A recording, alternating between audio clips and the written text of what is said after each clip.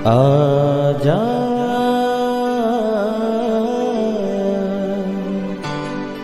प्रभु यीशु के दर आजा, जीवन मिलेगा तुझे। आजा आजा प्रभु यीशु के दर आजा, जीवन मिलेगा तुझे। आजा आजा आजा आजा।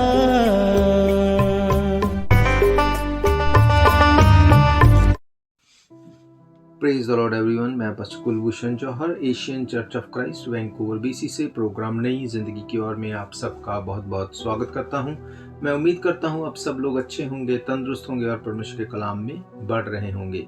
तो आइए हर बार की तरह परमेश्वर के कलाम में से सीखने से पहले, वचन को पढ़ने से पहले आइए हम अपनी आंखों को बंद करेंगे, अपने सर को झुकाएंगे। आइए हम प्रार्थना में जाएंगे। सर्वशक्तिमान परमेश्वर यीशु मसीह नासरी, हम आपका धन्यवाद करते हैं। आप अच्छे सच्चे जीवित परमेश्वर हैं, आप दया करने वाले हैं, प्रार्थनाओं को सुनते हैं। हम आपका धन्यवाद करते हैं। एक बार फिर से आपने हमें ये मौका दिया कि हम आपकी हुजूरी में बैठ सकें, आपके वचनों में से सीख सकें। होने दे परमेश्वर, जब आज आपके वचनों में से हम सीखें, ये वचन हम में से हर एक को नई जिंदगी के साथ जोड़ दे। कोई भी अंधकार की शक्ति इन वचनों के फ्रूट को चुरा न सके। आप हम में से हर एक के साथ होना, हमारी सहायता करना खुदावंद। आने वाले सारे समय को, तेरे लोगों को खुदावंद मैं तेरे जोरावर हाथों में सौंपता हूँ। खुदावंद आप हमारी मदद करना और सहायता करना। यीशु मसीह के सामर्थी नाम से हम मांगते हैं, आमीन आमीन। हालेलुया। मैं आप सबका स्वागत करता हूं प्रभु यीशु मसीह की हजूरी में। मैं आज आपसे बात करूंगा कि जैसे कि हम अभी थैंक्सगिविंग को जो है सेलिब्रेट करने जा रहे हैं, तो आज हम देखेंगे परमेश्वर के कलाम में से कि क्यों थैंक्सगिविंग जो है सेलिब्रेट करना ज़रूरी है और कैसे थैंक्सगिविंग जो है वो सेलिब्रेट करना ज़रूरी है। क्योंकि बहुत से लोगों को ये लगता है कि थैंक्सगिविंग जो है वो एक लॉन्ग वीकेंड है, एक छुट्टी है, उस दिन अपनी फैमिली के साथ एंजॉय करो, अपनी फैमिली के साथ अपना टाइम स्पेंड करो, विच इज़ नॉट रॉन्ग। पर एक्चुअली में थैंक्सगिविंग क्यों मनाना ज़रूरी है, एक्चुअली में थैंक्सगिविंग कैसे मनाना ज़रूरी है, आज हम परमेश्वर के कलाम में से इस बात को देखेंगे। मेरे प्रियो, बाइबल बताती है कि जब तक हम में सांस है, जब तक हम जीवित हैं, तब तक हम परमेश्वर का धन्यवाद करते रहें।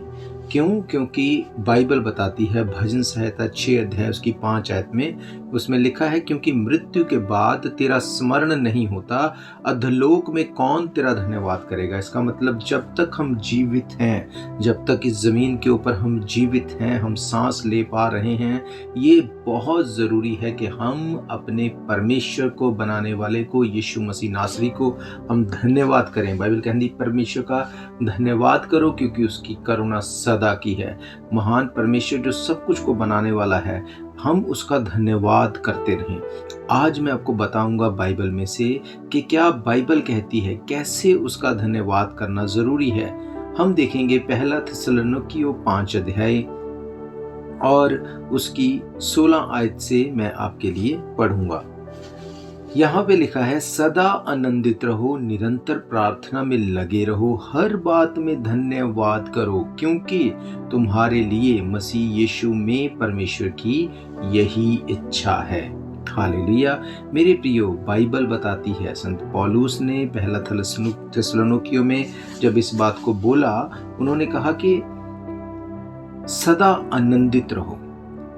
क्या आप जानते हैं कि जब आप आनंदित होते हैं, सिर्फ तभी आप धन्यवाद कर पाते हैं। अब बहुत से लोग जो मन में आनंदित नहीं हैं, जो सैड हैं, जो दुखी हैं, वो भी कई बार धन्यवाद, थैंक्स बोलते हैं, पर हम उनके बोले गए थैंक्स में फ़र्क देख सकते हैं कि उनके दिल में पीस नहीं है, शांति नहीं है, सौरो उनके मन में है।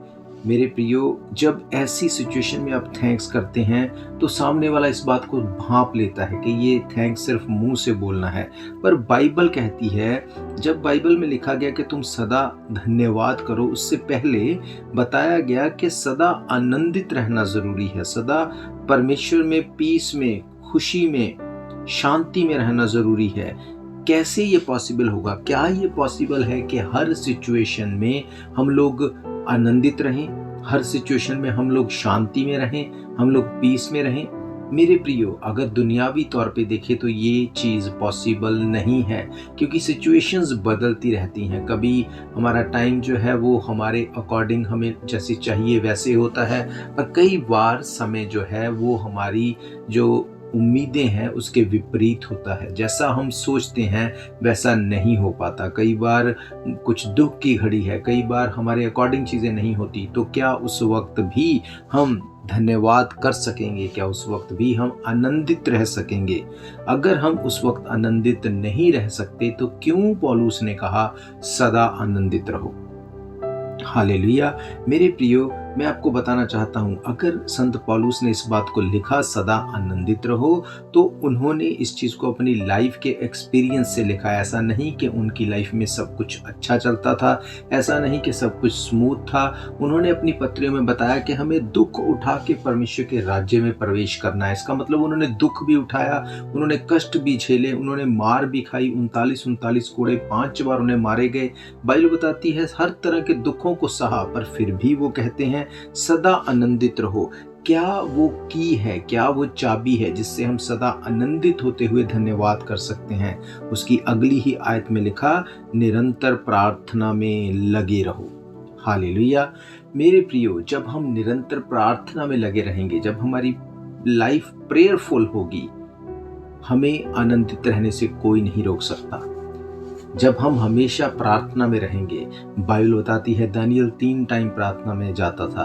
बाइबल बताती है कि जब जब हम प्रार्थना में जाते हैं, हम अपने आप को परमेश्वर के साथ ट्यून इन करते हैं, हम आनंदित रहते हैं। अगर हम ऐसी नेचर को रखते हैं तो हम इस बात को जानते हैं कि ये समय एक साथ नहीं रहेगा, ये चेंज होगा। प्रार्थना के द्वारा बाइबल बताती है सब कुछ पॉसिबल है और हालात चेंज हो जाएंगे। अब मैं आपसे बात करूंगा कि अगर पौलुस ने कहा सदा आनंदित रहो, पौलुस ने कहा निरंतर प्रार्थना में लगे रहो, हर बात में धन्यवाद करो क्योंकि तुम्हारे लिए मसीह यीशु में परमेश्वर की यही इच्छा है। अगर पौलुस ने इस बात को बोला तो क्या करें हम? कई लोगों को लगता है कि अगर धन्यवाद करने की बात है तो यह सब बातों में धन्यवाद करते रहो, मीन्स हमें कुछ भी करने की जरूरत नहीं। जो कुछ हो रहा है उसको एक्सेप्ट करो और धन्यवाद करो, सब कुछ पहले से लिखा गया है। मेरे प्रियो, ऐसा कुछ नहीं है।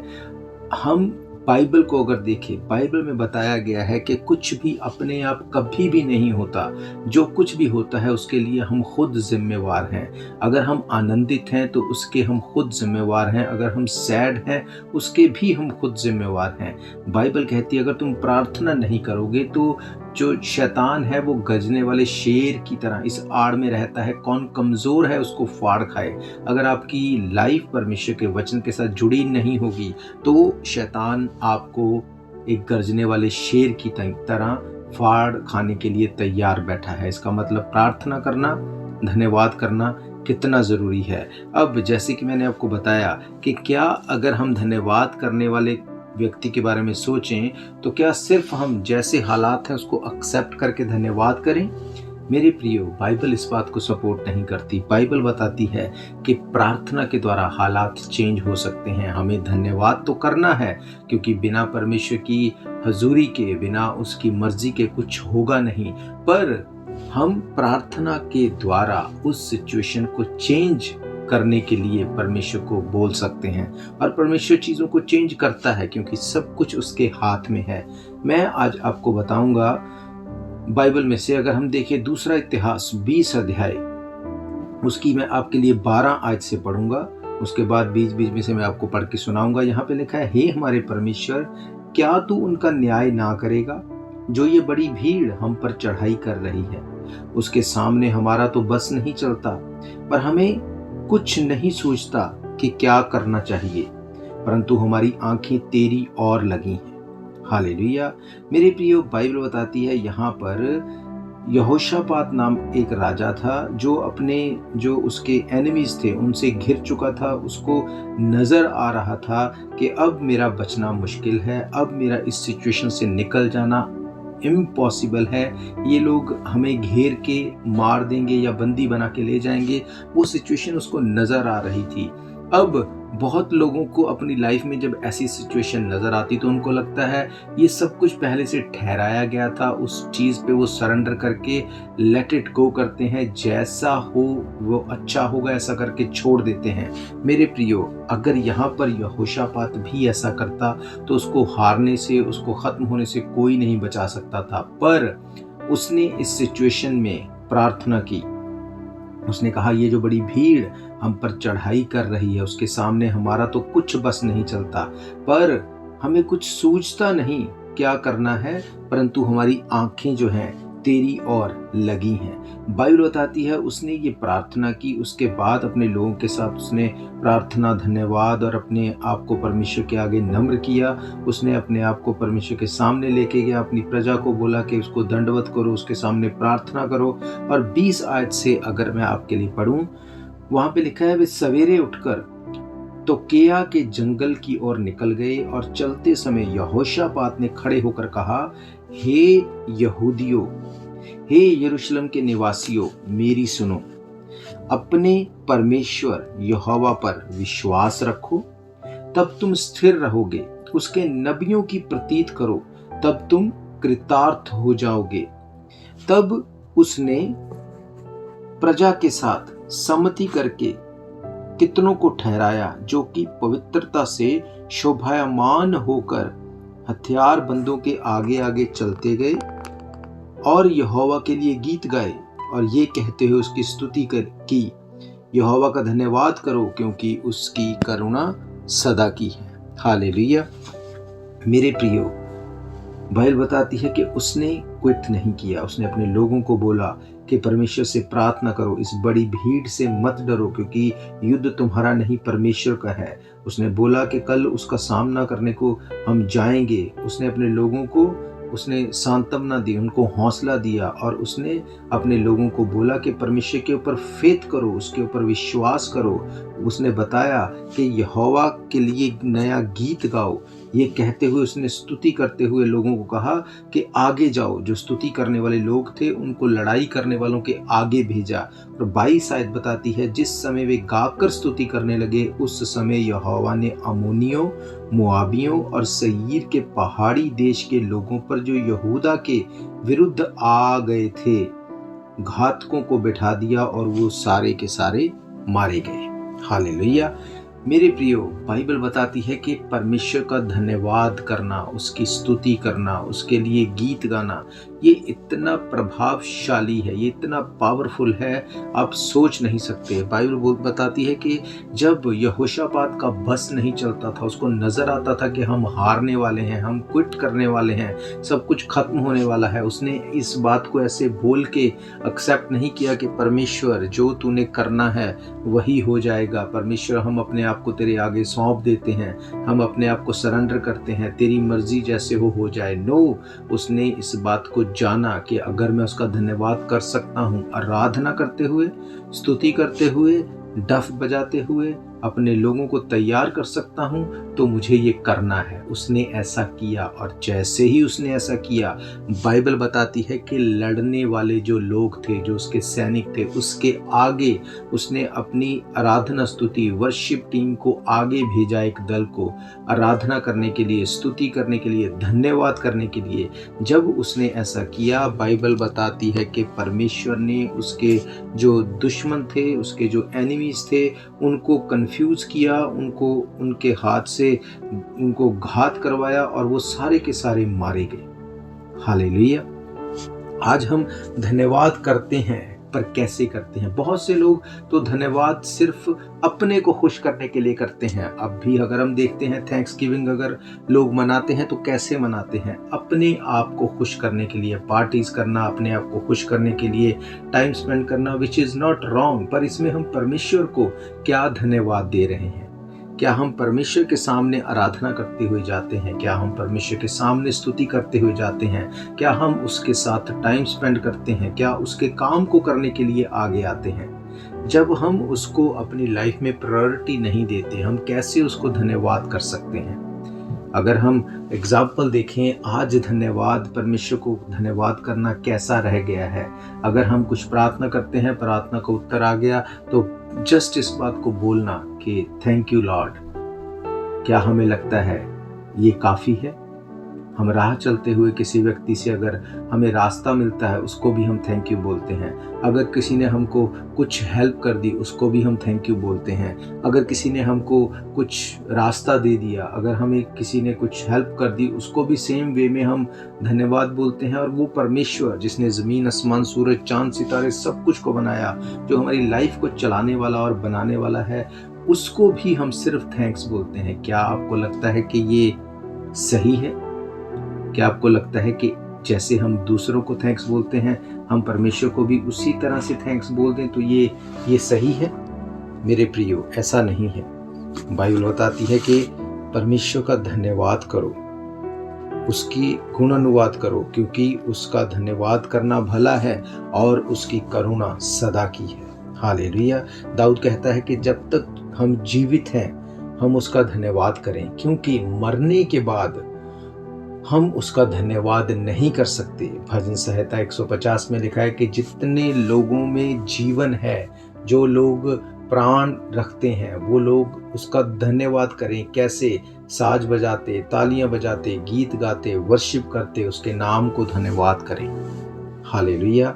जब हम इस तरह से धन्यवाद करेंगे, परमेश्वर इसका फजल, इसका बदला आपको 100 गुना देने वाला है। हम जब किसी के सामने धन्यवाद करने को जाते हैं, हमें इस बात को मेक श्योर करना है कि वो धन्यवाद इस तरह से लगे कि हाँ, हम दिल से थैंक्स कर रहे हैं। हालेलुया। बाइबल बताती है जब पुराने टाइम में लोग राजाओं से मिलने के लिए जाते थे, दरबार में जाते थे, तो राजा के सामने जाने से पहले वो राजा को कितना ब्लेस करते थे, पहले कितना थैंक्स करते थे। राजा तू धन्य हो, राजा तू चिरंजीवी हो, राजा तेरा राज्य सदा तक रहे। कितना ज्यादा उसको प्लीज करने के बाद अपनी फरियाद, अपनी प्रेयर उसके सामने रखते थे। क्या आज जब हम परमेश्वर के सामने जाते हैं, हम उसको एक राजा की तरह ट्रीट करते हैं? वो तो राजाओं का राजा और प्रभुओं का प्रभु है। या हम अपनी राशन लिस्ट लेके उसके सामने पहुंच जाते हैं, हमें ये भी चाहिए, ये भी चाहिए।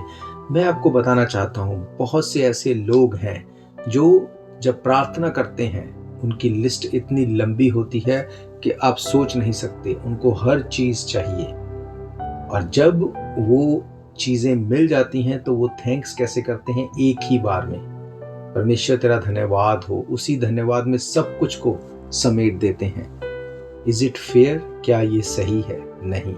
इसीलिए पौलुस कहता है, सदा आनंदित रहो, निरंतर प्रार्थना में लगे रहो, हर बात में धन्यवाद करो, क्योंकि तुम्हारे लिए मसीह यीशु में परमेश्वर की यही इच्छा है। पौलुस ने धन्यवाद बाद में क्यों बोला? क्योंकि उसने पहले कहा, धन्यवाद से पहले तुम्हें आनंदित रहना और नित्य प्रार्थना में रहना है। जब आप प्रार्थना करने वाले होंगे, जब आप आराधना करने वाले होंगे, जब आप परमेश्वर के कलाम को पढ़ने वाले होंगे, आपको हर बात में पता होगा मुझे थैंक्स करना है। और जब सिचुएशन आपके अनुकूल ना भी हो, तो आप अपने हिस्से को करेंगे, उसके बाद आप धन्यवाद करेंगे। आप ऐसा नहीं है कि चीज़ों को एक्सेप्ट करके बोलेंगे कि हाँ ठीक है, तेरा धन्यवाद हो। अगर आप इस चीज़ को इस तरह से सोचिए, अगर कोई बीमार है, वो अपनी बीमारी में ये बोलता है, परमेश्वर तेरा धन्यवाद हो कि मैं बीमार हूँ, क्या आपको लगता है परमेश्वर इस चीज़ को एक्सेप्ट करेगा? उसको ये अच्छा लगेगा? हमारे बच्चे अगर हमें आके बोलें कि पापा या मम्मी मैं बीमार हूँ, आपका बहुत धन्यवाद, क्या हमें ये अच्छा लगेगा? नहीं। कोई माँ बाप नहीं चाहता कि उसके बच्चे बीमार हों, ट्रबल में हो, प्रॉब्लम में हो। अगर वो धन्यवाद करेगा तो वो माँ बाप को अच्छा नहीं लगेगा। पर अगर अपने मुंह से ही हम उसको उस बीमारी में, उस ट्रबल में, इसमें, उस प्रॉब्लम में हम परमेश्वर को बोलते हैं कि वी आर हैप्पी, तो परमेश्वर उस सिचुएशन को चेंज नहीं कर सकते। बाइबल बताती है यहोशापात जो खत्म हो सकता था, जो अपनी लाइफ को हार चुका था, अपनी उस लड़ाई को हार चुका था, अपने लोगों को खत्म होते देख रहा था, उसने ये नहीं कहा परमेश्वर तेरी इच्छा ऐसी थी तो ये हो जाए। उसने कहा परमेश्वर मेरा बस नहीं चलता, पर तेरा बस चलेगा। तू सब कुछ को बनाने वाला है, तू चीजों को चेंज करेगा। उसने अपनी फीलिंग को परमेश्वर के आगे रखा और उसके बाद क्विट नहीं किया। उसके बाद उसने अपने लोगों को बोला कि ये लड़ाई परमेश्वर लड़ेगा और हम जीतेंगे, हम अपना काम करेंगे। और काम क्या? उसने अपने सैनिकों से आगे वर्शिप लीडर्स को भेजा वर्शिप करने के लिए। वो टुकड़ी वर्शिप करने के लिए आगे गई और परमेश्वर ने उसके दुश्मनों को कंफ्यूज करके हरा दिया। हालेलुया। धन्यवाद करना कितना जरूरी है आप सोच नहीं सकते। बहुत बार हम धन्यवाद करते नहीं, जो कि गलत है, पर बहुत बार हम धन्यवाद इस तरह से करते हैं कि हम गलत सिचुएशन को भी एक्सेप्ट करते हैं। और फिर जब चीज़ें चेंज नहीं होती तब इरिटेशन होती है, तब फ्रस्ट्रेशन होती है, तब हमें लगता है कि क्या परमेश्वर सचमुच है भी है कि नहीं, क्या मैं सचमुच सही परमेश्वर को सर्व कर भी रहा हूँ या नहीं। पर शायद हम ये भूल जाते हैं कि हम वो कर ही नहीं रहे जिसके लिए हमें रिजल्ट दिया जाए। यहोशापात ने वो नहीं किया जिसके लिए रिजल्ट खराब हो, उसने वो किया जिसके लिए उसको पता था कि मेरा रिजल्ट 100% आएगा। उसने कहा, परमेश्वर मेरा तो बस नहीं चलता, पर मैं इन चीज़ों को तेरे हाथ में सौंप देता हूँ। आज हम थैंक्स गिविंग मनाने जा रहे हैं। जब हम थैंक्स गिविंग मनाते हैं, कैसे थैंक्स करते हैं हम परमेश्वर का? क्या हम अपनी खराब हालात की सिचुएशन में खुश हैं? अगर आप खुश हैं तो परमेश्वर भी खुश है। पर अगर आप धन्यवाद करते हो, उसके आगे जाते, उसको बताते हैं, परमेश्वर इस सिचुएशन में मेरा तो कुछ बस नहीं चलता, पर मैं ये जानता हूँ, पर मैं ये जानती हूँ कि लड़ाई, ये जंग यहोवा की है, यीशु मसीह की है। परमेश्वर, ये मैं बोल के, सिर्फ मुंह से बोल के क्विट नहीं करने वाला, क्विट नहीं करने वाली, मैं आराधना करूंगा, मैं आराधना करूंगी, मैं तेरी हजूरी में जाऊंगा, मैं तेरी हजूरी में जाऊंगी, मैं अपना दी बेस्ट दूंगा। जब मैं ऐसा करूंगा, मैं ये जानता हूं आपके स्वर्गदूत जो मेरे आगे होके चलेंगे, वो मेरी सिचुएशन को चेंज करेंगे। हालेलुया। पौलुस और सिलास के बारे में बाइबल कहती है, जब उनको पकड़ लिया गया, उनको पकड़ के जेल खाने में डाल दिया गया। जेल खाने में उन्होंने क्विट नहीं किया, ये नहीं बोला परमेश्वर तेरा धन्यवाद हो हम यहाँ पे हैं। बाइबल बताती है उन्होंने आराधना की, उन्होंने परमेश्वर की वर्शिप की। आप इमेजिन करो, दो व्यक्ति जिनको सांकलों से, जिनको बेड़ियों से जकड़ा होगा, वो कैसे आराधना कर रहे होंगे, किन हालातों में वे होंगे। बाइबल बताती है उनके हाथ पैर, उनको कीलों से ठोक दिया गया था, उनके हाथों में बेड़ियां थी, कितने हार्ड सिचुएशन में वो थे, पर तब भी उन्होंने धन्यवाद किया, तब भी उन्होंने वर्शिप की, परमेश्वर के नाम को महिमा दी, सिचुएशन के साथ कंप्रोमाइज नहीं किया। आज प्रॉब्लम ये है, हम सिचुएशन के साथ कंप्रोमाइज करते हैं। हमें उस सिचुएशन से कोई नहीं निकालेगा अगर हम खुद कंप्रोमाइज करके बैठ जाएंगे। हमें खुद से उसमें से निकलना है। कैसे निकलना है? पौलुस ने बताया, सदा आनंदित रहो, निरंतर प्रार्थना में लगे रहो, हर बात में धन्यवाद करो, क्योंकि तुम्हारे लिए मसीह यीशु में परमेश्वर की यही इच्छा है। हालेलुया। मेरे प्रियो, परमेश्वर की ये इच्छा है कि आप लोग अपनी बीमारियों से, ट्रबल से, प्रॉब्लम से छूट जाएं। आपकी क्या इच्छा है? अगर आपकी ये इच्छा है कि हाँ, मैं सिचुएशन से निकलना चाहता हूँ, तो आपको आज से आनंदित रहना होगा, खुश रहना होगा। कैसे? प्रार्थना करते हुए, निरंतर प्रार्थना करते हुए। क्यों लोग फ्रस्ट्रेट हो जाते हैं? जब वो प्रार्थना करते हैं, कई बार प्रार्थना का उत्तर जल्दी नहीं आता, और जैसे ही वो उत्तर आने वाला होता है, वो क्विट कर देते हैं। मेरे प्रियो, पौलुस ने इसीलिए कहा, निरंतर प्रार्थना में लगे रहो। ये मत सोचो कि मेरे हालात चेंज नहीं हो रहे या सिचुएशन क्यों नहीं बदल रही। हमारा काम प्रार्थना करना, धन्यवाद करना, आराधना करना है। परमेश्वर का काम चीज़ों को फिक्स करना है। हालेलुया। जब हम अपने हिस्से को ईमानदारी से करते हैं, बिना रुके, बिना क्विट किए, लगातार करते हैं, परमेश्वर जानता है। बाइबल कहती, उसका हाथ छोटा नहीं हो गया, उसका कान बहरा नहीं हो गया। वो आपको छुड़ा भी सकता है, वो आपकी प्रार्थना को सुन भी सकता है, पर बाइबल कहती, तुम्हारे अधर्म के कामों के कारण मैंने अपना मुंह ऐसा फेर लिया कि मैं तुम्हारी प्रार्थना को नहीं सुनता। हालेलुया। मेरे प्रियो, आज हमें ये देखने की ज़रूरत है कि कैसा थैंक्स गिविंग मनाते हैं हम। क्या अपनी ही इंजॉयमेंट में हम इस दिन को ख़राब तो नहीं कर देते? क्या सिर्फ अपना ही फ़ायदा देखते हुए अपने लिए ही तो नहीं सब कुछ कर रहे? हमें खुद अपनी लाइफ में हमें आनंदित रहना है, पर परमेश्वर के साथ हम कैसे थैंक्स करते हैं? परमेश्वर के लिए थैंक्स गिविंग में क्या करते हैं? क्या आप अपनी फैमिली के साथ परमेश्वर के साथ बैठते हुए प्रार्थना में, आराधना में उसके साथ समय बिताते हैं, उसका धन्यवाद करते हैं कि परमेश्वर एक और साल तूने मेरी ज़िंदगी में जोड़ा, तूने अच्छे से मुझे चलाया, एक और साल में मैं तेरा धन्यवाद करते हुए आ पाया। दाऊद कहता है, मैं खुश हुआ जब मुझसे कहा गया कि परमेश्वर के घर में चलो, मैं धन्यवाद के साथ उसके फाटकों में प्रवेश करूंगा। कैसे आप प्रवेश करते हैं परमेश्वर के सामने? रोते हुए, कंप्लेंट के साथ, या उस महान राजा के सामने धन्यवाद के साथ और उसको ब्लेस करते हुए, उसके नाम को महिमा देते हुए? हालेलुया। मेरे प्रियो, मैं आपको बताना चाहता हूँ, आपका परमेश्वर के सामने धन्यवाद के साथ जाना, अपने माइंड को पॉजिटिव रखना, आनंद में रखना, प्रार्थना में रखना, आपकी लाइफ को चेंज कर सकता है, आपकी डेस्टिनी को चेंज कर सकता है। यहोशापात, जिसकी डेस्टिनी अब हार थी, खत्म था सब कुछ, परमेश्वर ने उसको ना सिर्फ बचाया, विक्टोरियस किया। और वही परमेश्वर आपको भी विक्टोरियस करने की ताकत रखता है, क्योंकि बाइबल कहती परमेश्वर कभी नहीं बदलता, वो सदा एक सा परमेश्वर है। यीशु मसीह कल, आज और अनंत काल तक एक जैसा परमेश्वर है। हालेलुया। तो मेरा ये विश्वास है, ये वचन आपकी ज़िंदगी में काम करेंगे। आज जो वचन आपने सुने, अब जब हम कल थैंक्स गिविंग को सेलिब्रेट करेंगे, परसों थैंक्स गिविंग को सेलिब्रेट करेंगे, तो हम इस बात को मेक श्योर करेंगे कि हमारी थैंक्स गिविंग परमेश्वर के हुजूर में हो। हम अपने आप को ही खुश करने के लिए थैंक्स गिविंग ना बनाएं, पर हम परमेश्वर को सचमुच दिल से धन्यवाद करें। कैसे धन्यवाद करें?